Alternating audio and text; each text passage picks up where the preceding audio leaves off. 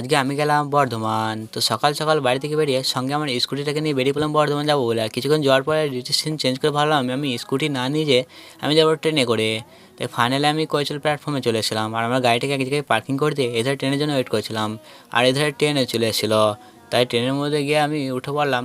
আর কিছুক্ষণ পর এধারে ট্রেনটাও ছেড়ে দিয়েছিল, যার ফলে দেখতে দেখতে পৌঁছে গেছিলাম বর্ধমান জংশন। আর স্টেশনে ট্রেনটা দাঁড়াতেই এখান থেকে সোজা নেমে চলে এলাম আর ব্রিজে হাঁটতে শুরু করে দিয়েছিলাম। আর ওই পারে আসতেই এদের আমি একটা টোটো পেয়ে গেছিলাম। তা ফাইনালি টোটোতে চেপেই টোটোটা আমাদের গন্তব্যস্থানে নামিয়ে দিয়েছিল।